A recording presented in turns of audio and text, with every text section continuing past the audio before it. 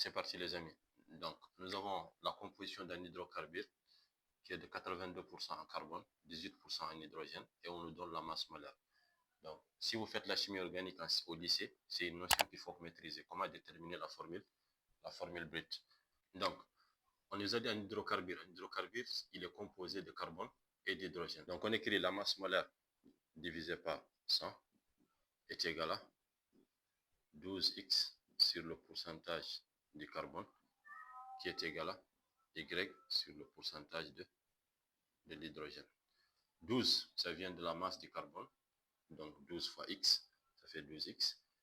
Y fois 1, donc ça fait Y sur le pourcentage de l'hydrogène.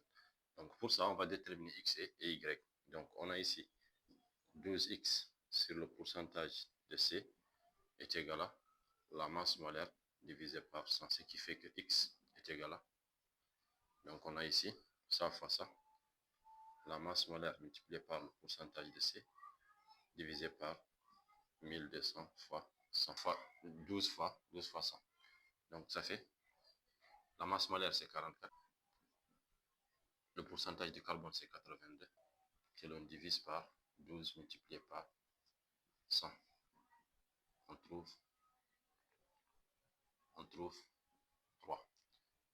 Donc X est égal à 3. On a Y divisé par le pourcentage de l'hydrogène est égal à la masse molaire divisé par 100.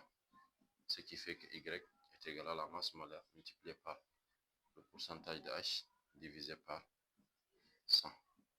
Ça fait, la masse molaire c'est 44, multiplié par celui-là c'est 18. On divise par 100, ça fait 7,9, qui est sensiblement égal à 8. Donc, les valeurs de x, y sont des entiers. C'est pour cela, quand on trouve un décimal, on l'arrondit. Donc, on a ici y est égal à 8. H, et la valeur de y, c'est 8. Donc, notre formule est de C3 en commentaire.